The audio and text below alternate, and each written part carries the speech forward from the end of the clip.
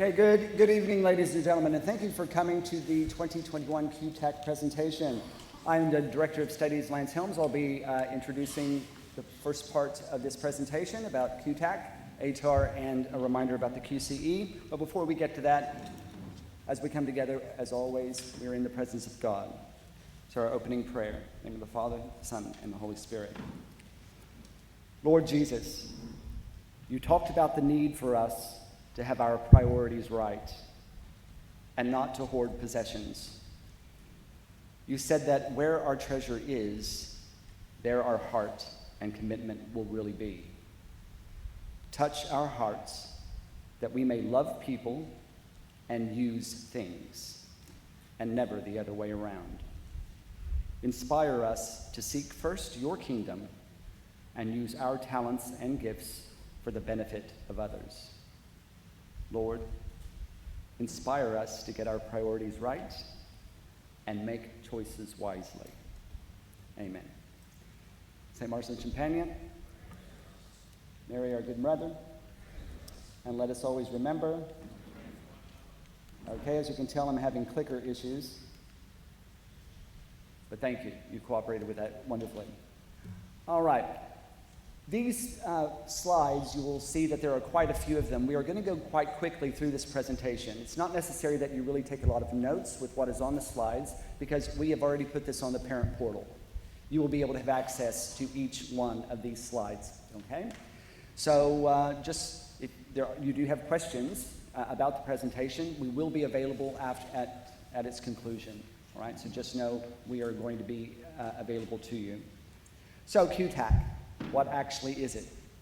Okay, it is the organization owned by universities that is the main way to offer placements for students.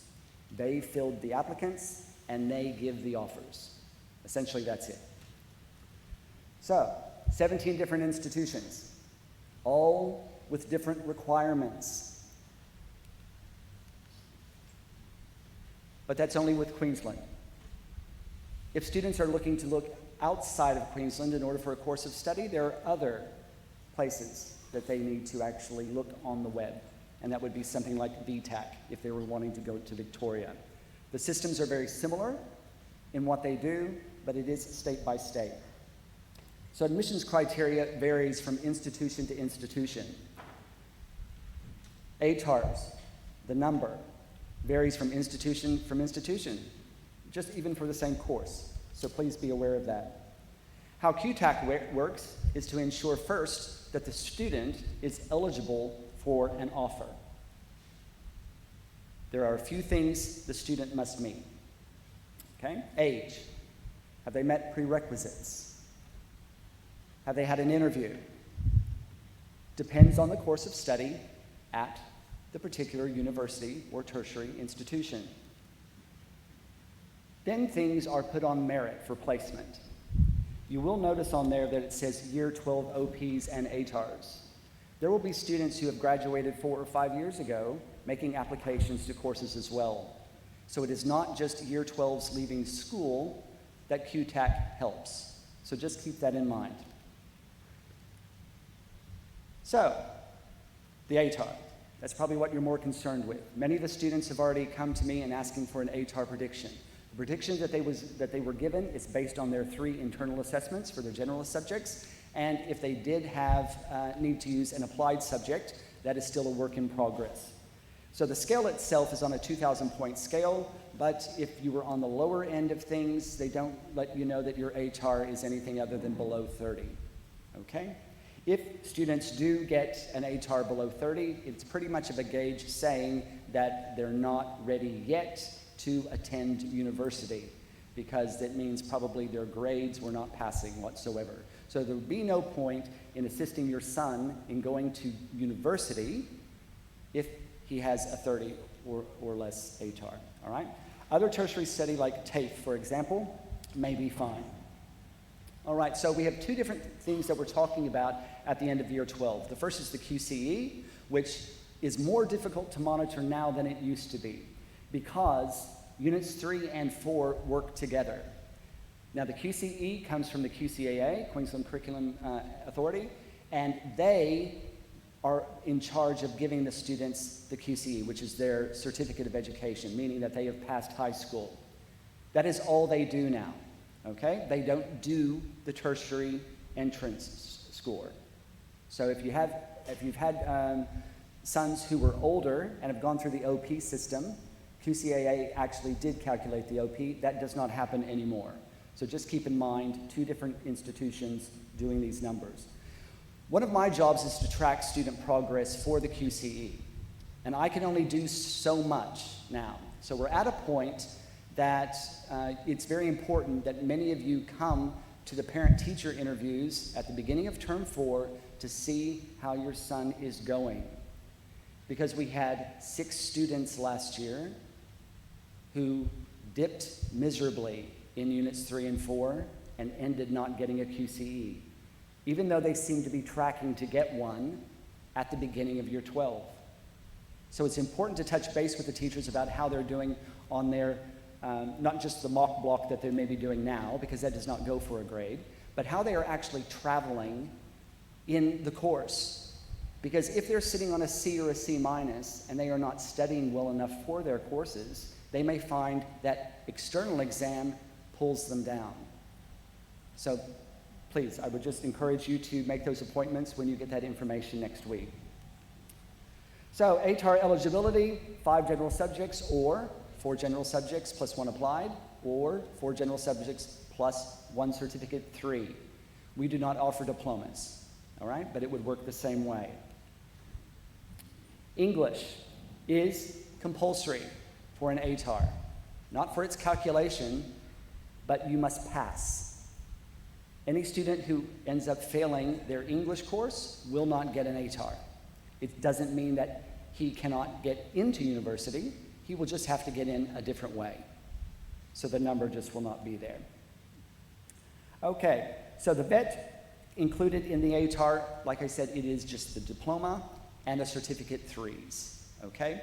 Generally, the certificate 3 plus 4 general subjects, a student might be able to assume he might get an 80 or an 82. But once a certificate is included in the calculation, generally the students are not going to get above a 90, just so that you're aware of that. Now that's on average. It just depends on how well they're doing in those other 4 general subjects. Sorry. Okay, so this is the first year that we have had information about scaling. Students here have already made their choices. It was not a big surprise last year what scaled the best, which was specialist maths. In all likelihood, that will scale the best this year as well. But scaling changes every year, and no one is in, I guess it's not in your control to be in subjects that are going to scale well now, because you don't know what's going to scale first, second, third, and fourth, all right? But that shouldn't matter. What matters is that you are the most focused on your study for external exams. Forget about the scaling, it's out of your control. If students are thinking, well, I do need a very high ATAR, I need to have a 97 or a 98 or higher, and they are in specialist math, so they're in mathematics, they are in English, hopefully they're in chemistry or physics, you're in very high scaling classes, okay? Others that scaled well are study of religion, which unfortunately we're not offering in this year level, Japanese, and economics. So there are a variety of courses that can actually benefit the students if they're doing extremely well, okay? So just try not to let the number get in the way. It is more about how well they're doing from exam to exam. And parents, just support your sons as they are becoming more anxious about how those exams are, as they're approaching, looking at the exam timetable, seeing how close a physics exam may be to chemistry, how assisting them to plan and using their free time once those external exams begin. All right, so here are a sequence of events.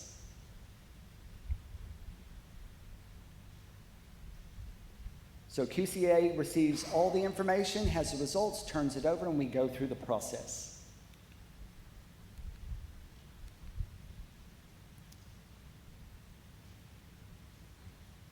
Once QTAC gets all the information they need, they start going through their calculation process. There are lots of algorithms, and they've actually shared those. I'm not sure if there are many people who understand everything that they're talking about.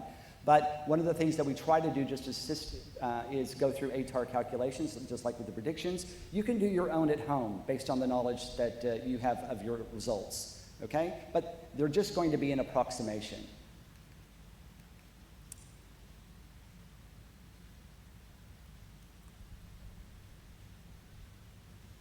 Okay, so this may dispel some of the myths about all subjects. 13 different subject combinations of subjects and 16 distinct general subjects were in the top 60 students or so. Okay, so every course can benefit a student if he's making 98, 99, 100%. And we do have a few students who are doing that so far, having 100% average across subjects. So we just have to see how they do in those externals. Okay? Now, we've gone through the boys with how to access their ATARs. One thing that we are asking is, since we are now doing awards for Year 12 the following year, so generally week 2 of the following year is when we have our awards ceremony, we're asking that students actually make their ATARs available to us. We do ask, we invite students who make a 90 or above back and celebrate their achievements before they go on to university. So if we do not know what their ATAR is, we are not able to give an invitation. So we're not trying to be rude in any way. We just did not have the information knowing what the ATAR is. So that happened to 3 boys last year. We found out after the fact that they actually had an ATAR over 90, and all 3 of them had an ATAR over 95. Okay, so again, we've gone over this with the boys on how to access and set up their accounts, and just the things that they need to have. The most important thing, they need to have a Hotmail or a Gmail account. Once they leave here, they will lose their Saints email. So if they've already attached a Saints email address to the account, they need to go in and change it. Boys, I cannot stress that enough. You need to go in and change it. Once you graduate, you no longer will have your email address, and you will need that in order to fill your offers. Okay, I've just covered that for you. All right, these 2 slides are talking about helpful documents about the ATAR, and if you do need more information, there's the number for QTAC. The process itself, Ms. Light is going to take you through. It is not overly complicated. It basically is about first round dates and second round dates. First round dates need to be listed first. Second round dates listed second. Courses, order of preference of first round dates. Order of preference of second round dates. You want a second round choice? You'll be able to reorder your choices. So don't panic. Just make sure the first time you're wanting to hit the send button that you've paid your money and the orders are correct. And Ms. Light and I are both happy to check what you're wanting to send and give you some guidance just in case. So without further ado, I'll turn over to Ms. Light. If I can bring up her slide. There we go. Thank you.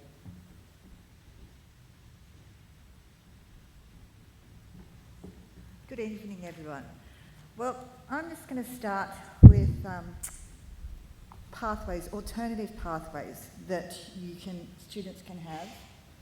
When I get this clicker going. So other pathways for tertiary entry.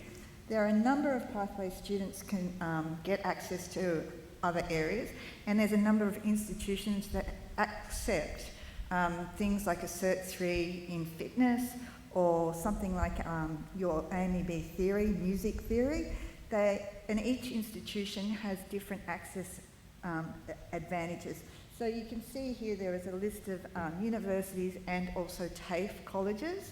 And with the universities, they now have campuses that are attached to them that are called colleges. So Griffith University will now have Griffith College, which is attached to it, and so many of the other universities are going that way as well.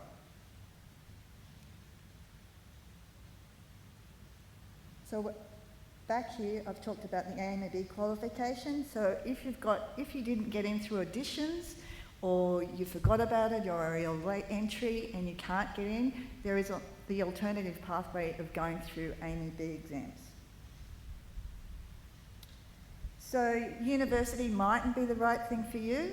You might be looking at a trade qualification, you're not sure what you want to do, but whatever it is, if you're happy in what you do and you know that your abilities are suited to that, take that pathway, and there's always an opportunity to go to university at a later date.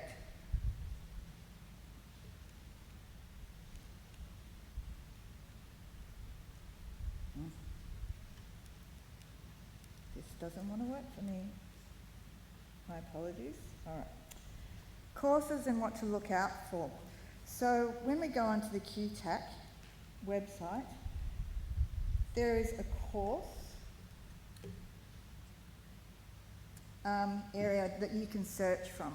If you click on that course search, you can then go to find a course, put in what you're looking for, whether it's a bachelor, whether you just want to look at the sciences, or whether you want to look at arts or the area of interest you're in.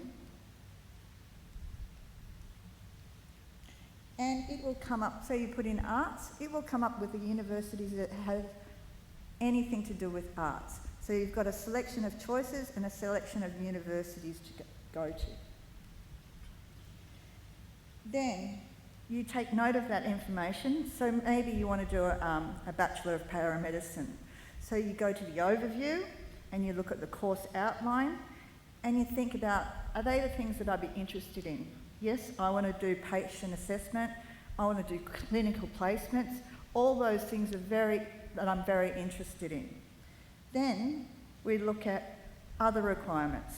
So with the Queensland Ambulance, if you want to join in with those, with part of this course, you'll need a current first aid course, and you'll also need your blue card, and they will form part of the entrance into that course.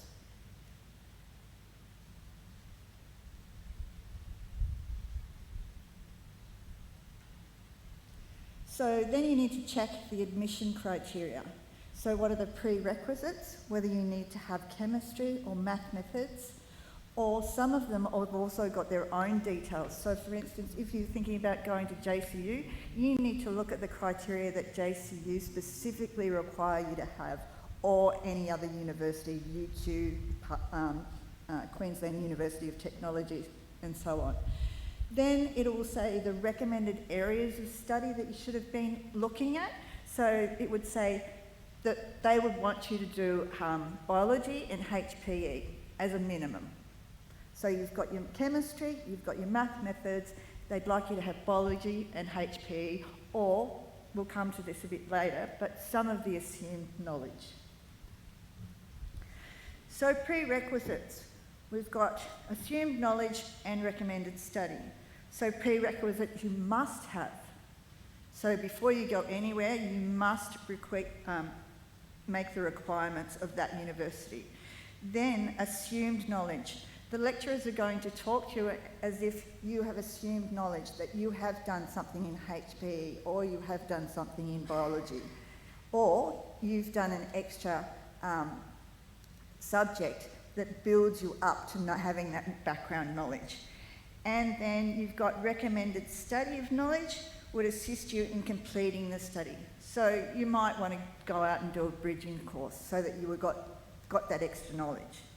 So subject prerequisites, generally we're looking at something like physics, units 3 and 4, and then mathematics methods, we've got units 3 and 4, and we have to have a grade of C. So that will be all written down. You will have to have English and a pass with English.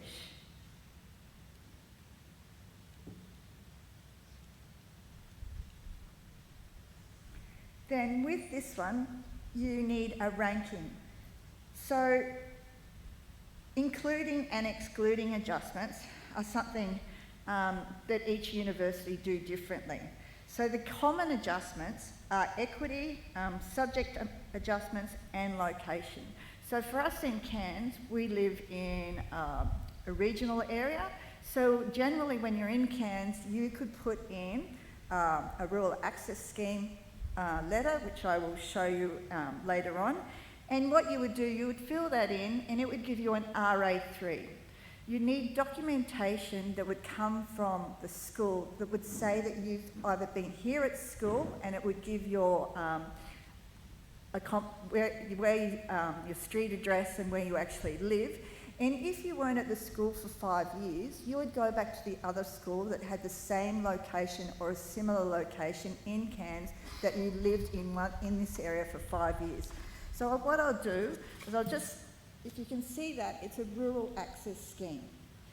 It's two-sided, it's on the QTAC website, it's easy for you to access, and depending if you're a boarder and you live way up in the Cape, you might be an RA4 on RA5, and each individual university, as I say, will give you adjustment points as they see fit. If, for instance, you were doing something like design, you might need to have a portfolio, and that would be a criteria that you would have to put down in your QTAC, so you would need to give that to the university as well as apply through QTAC. But as again, I say, each individual institution have their own regulations.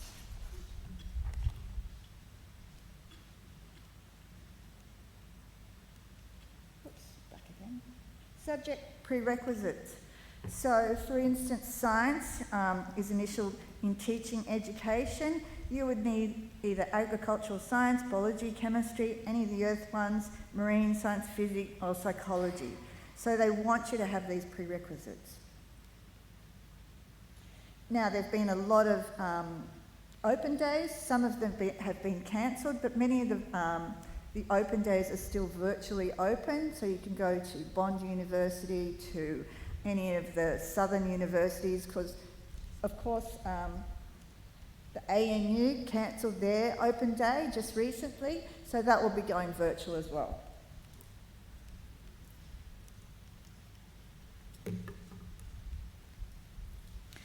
So, what is preferencing? Preferencing is really about you deciding on what pathway you go, where you think your ATAR is, or where you think you might get your ATAR at, and then selecting up to 6 preferences.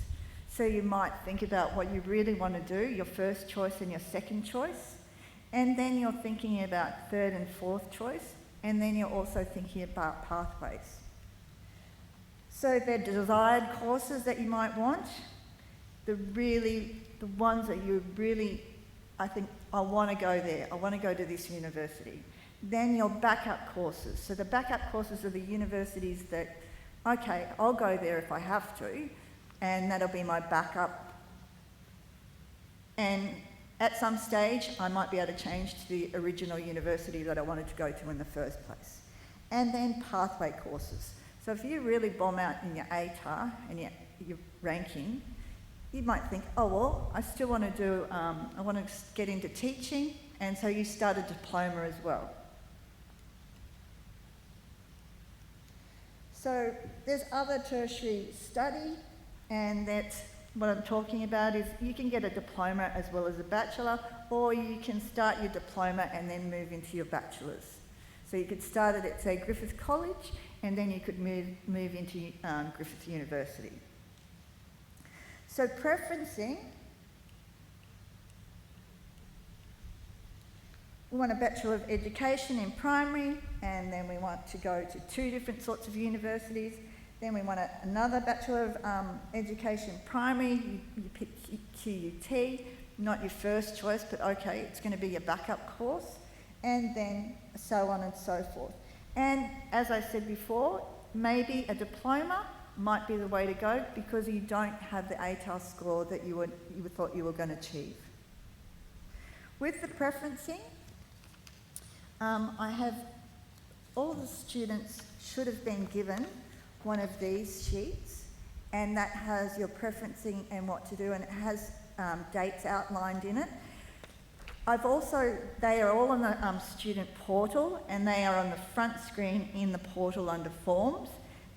or else in the year 10 to 12 area in the portal. So you can access them straight away. We also have hard copies for you to pick up on your way out.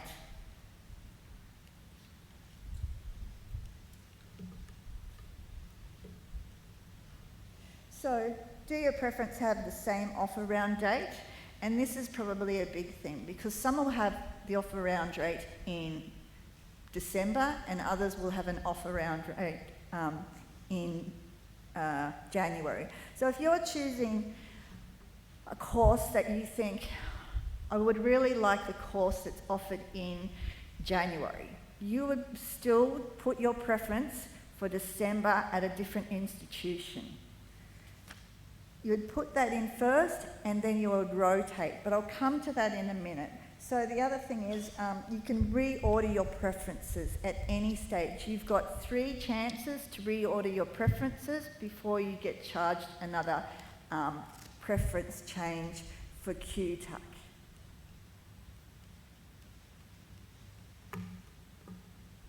Okay. So selection ranks and adjustment factors. So we have the QCE subject results, which have been, we can now have adjustment factors with an EAS. We can also have it with a number of other areas.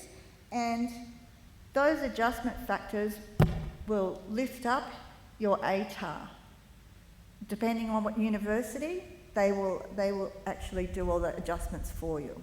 QTAC will do the adjustments according to the university. So if you want to see what the university has their adjustment schemes at, you have to look up each individual university.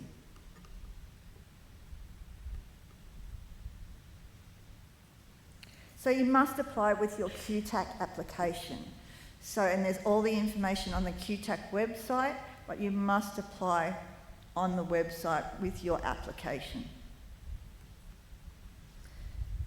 There are financial hardship, home environment, there's subject schemes, there's English language difficulties, there's personal illness or disability, and the school environment. So you've also got that rural access scheme as well as another adjustment factor.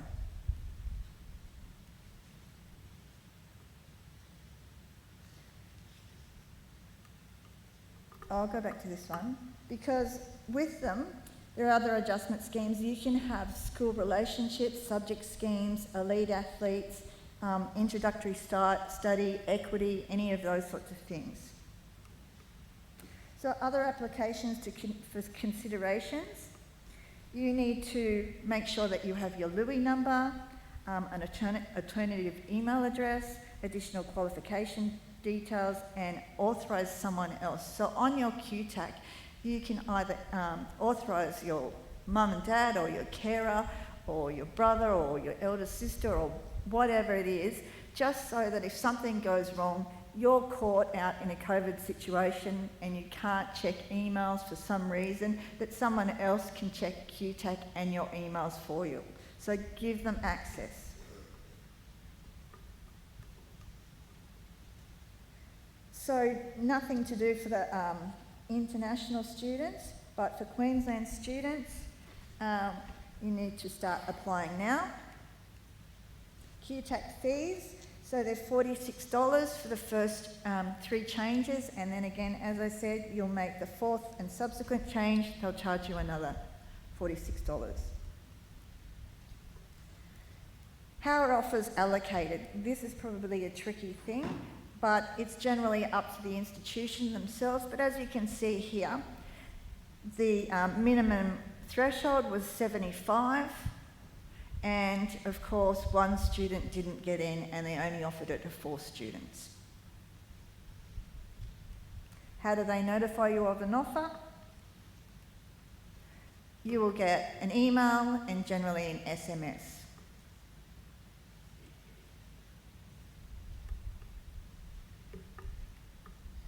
So, response to your options.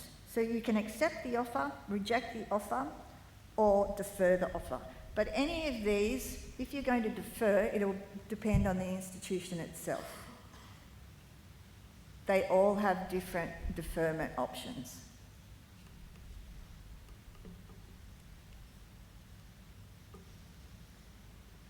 So as I said, deferment, they've all got different areas. You can conditionally accept something, and this is where you're going to conditionally accept, but you're maybe waiting for your best alternative in the January offer round. So you say, okay, I'll conditionally accept this one, but really I want the offer that's coming in January. So that way, if you get the offer in January, you can now then decline the other offer and accept this one. If you didn't get the first preference, as I said, you would change your offers around. So that's where you have to change them around and move them up or down. You've got a Bachelor of Environment at different areas. You've got further rounds, so you change them around. This is where you can see you've got conditionally accepted until you say, no, I think I'm going to try and get this other one and wait for it. You've got your December rounds, and then you've got your January rounds. So if you didn't get your Bachelor of Nursing, that you like the one that looks better for you in January, you would conditionally accept and then see if you got it in January. But you'd have to change your preferences and move them back up again.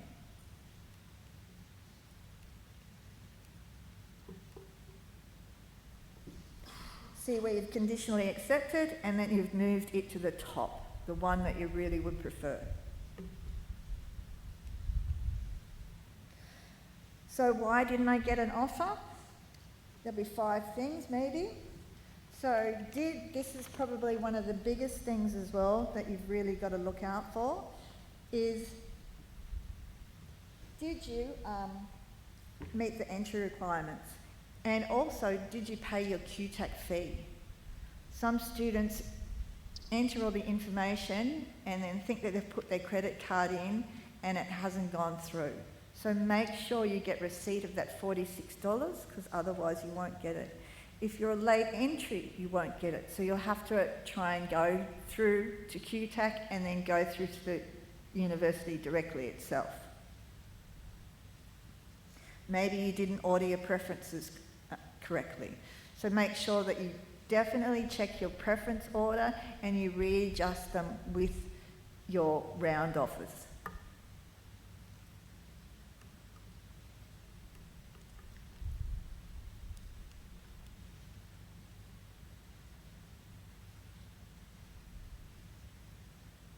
Most of these, you'll receive it, it'll come through SMS and email.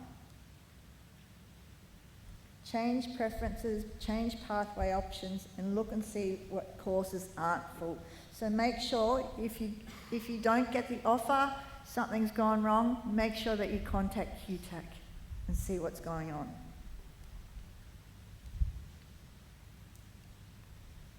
These are the important dates.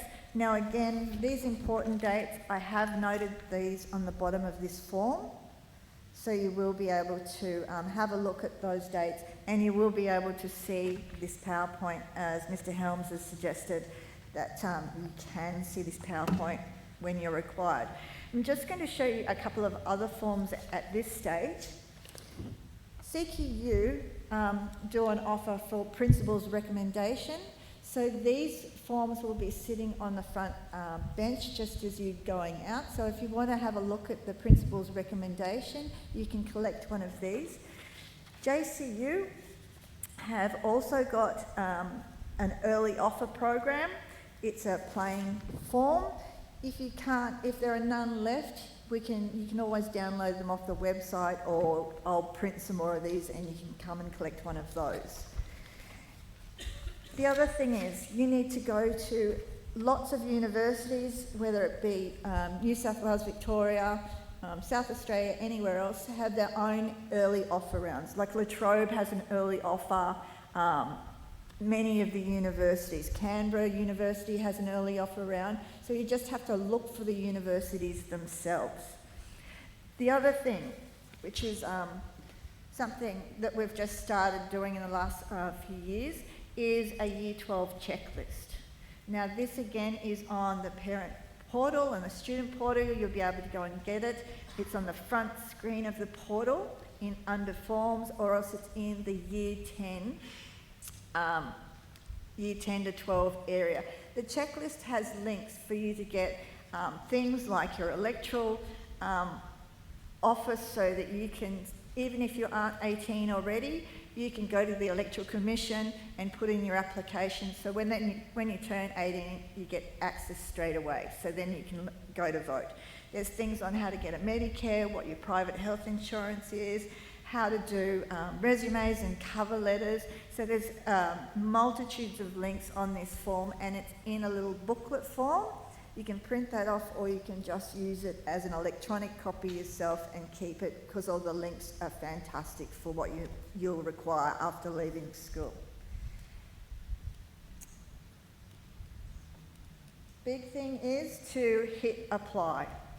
Make sure you hit that apply after you've done all your course searching and your course information. And that's it for me. Thank you very much.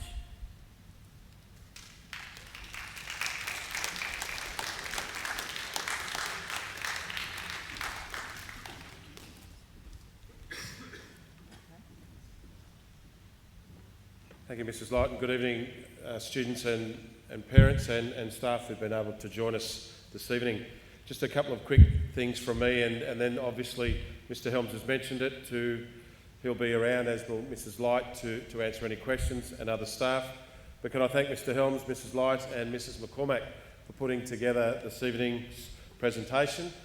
A great deal of information. I'm guessing a number of you would be left a little bit perplexed or a little bit confused. There was a lot to take in, but really importantly, this presentation, as has been mentioned, is available to you on student and parent portals to go through again. Some reflections from me just quickly around your sons. Certainly this is the second year of external exams, and there was a degree of apprehension, understandably, last year with the 2020 cohort, as there would be, I sense, from this cohort as well. Throwing in the curveball of COVID hasn't helped either. But I will assure you that the school is very, very well prepared, as it was last year, for this system. Whilst it is a new system for Queensland, it is certainly something, or a derivative of it, or something very similar, has been done in a number of other states and territories across this country for some time. So there are real parallels between this system and the system that I and other staff have come from in New South Wales and Victoria. One of the things that we instituted last year, and the boys have started it today, is the mock block. And we find these a really important group of exams. Whilst they don't count directly to your son's final result, there are twofold reasons for it. The first is for your son to just track where he's going and how he's tracking at this point. But secondly, and to me far more importantly, it actually tracks the cohort in the class. So the staff are pretty much almost completed all of the coursework by the time the mock blocks are on. And the teachers will, over the course of next week and the holidays, prepare the next 3 weeks in preparation for the external exams. And they will be based on doing a gap analysis of the things that your sons didn't do well in the exam. And these mock block exams are set up specifically around an external exam and also chunked into units. So it is important, as we've said to the boys numerous times, for them to work hard and to try hard in order for us to make sure those last 3 weeks are really, really important ones, that we can fill those gaps before the external exams. Now, last year the cohort did exceptionally well. We can't hide away from the fact that our results certainly trumped most schools in Queensland, even in some of our biggest schools in Brisbane. And a lot of it was around this notion of doing this mock block analysis, which is obviously staff are doing it, and then the teacher, really the relationship changes in some respects from being someone who is testing students to almost a coaching role, and it becomes St Augustine's versus the rest of the state, where they do go through things, they go through examples, and as classes and cohorts, we start nutting out some of the problems that can be seen in the external exam. So I really do want to assure you as parents and students, and I've said this to the boys numerous times, we are very well placed. with the staff that we have and their experiences in ensuring that the boys are going to be exceptionally well prepared for these external exams in order to get, obviously, the best ATAR that they can. As a parent, you're probably asking, well, what can I do? And having had two students, or two children, I should say, go through a similar system in New South Wales, the advice that we were given, and certainly I followed, is just simply be there for your sons. That there will be moments of madness where they'll perhaps rant or perhaps get a little bit anxious or frustrated or angry. And it's just a matter of you keeping your nerve, letting them vent, and then recalibrating them, getting back on track. The other thing is to make sure that they're well fed. It's an easy thing to say, but just keep feeding the boys, whether they're hungry or not. Just keep offering food. That seems to work very well, and it's not a bribe. Just keep feeding them, and obviously just keep an eye on their sleep patterns and those sorts of things. Just little things you can do. The other thing that we didn't do well as a school last year was the attendance to parent-teacher interviews, and Mr. Helms touched on this. I was really disappointed with the number of Year 12 families who didn't attend, and when I did speak to them, they made the comment that, well, the assessment's pretty much been done, so we didn't really see much point. I really do want to stress the importance of coming to these parent-teacher interviews. The staff will be in a position to discuss with you where your son is at, and importantly, the things that need to be done between parent-teacher interviews, which is the first day of Term 4, and their external exams. So I'd really encourage you to do that. Just finally, in closing, and again, Mr. Helms and other staff will be here to answer questions. I guess a real takeaway is that your son just does the best he can. You go there and you support your sons the best way you can. There's a number of deadlines and a number of things that need to be filled out. You do need to be very particular in that. But there is also many options, and I use the term backdoor, it's probably not the best term, but there are ways of getting into the courses your son wants to get into. And it doesn't all come down to a final mark, which they receive, or an ATAR they receive in mid-December. Again, Mr. Helms mentioned about making it available to the school. That is really helpful to us in the sense that we can then obviously prepare to celebrate in the year after, but we also look to use that data that we can share with you, or not you, but next year's Year 12. Knowing, as I said, this 2020 group from last year, we had over 27 or 28 boys get over 90. We had 17 boys get over 95, and we had 4 boys get over 99. So if your son is someone who is tracking, looking at getting a score over 90, that just gives you a demonstration of the opportunities, or the environment is here for them to do that. So in closing, can I thank you for being here tonight? It is an important night. Again, you may have more questions and answers from the presentations, because it's a subject that is foreign to so many of you. So I would encourage that you do ask questions tonight. Contact Mrs. Light, contact Mr. Helms, Mr. Dorothy, other members of staff over the course of the next few weeks, and certainly take the opportunity to get on to the parent portal to read through this again. But again, thank you very much for coming, and I will see you all again soon. Thank you.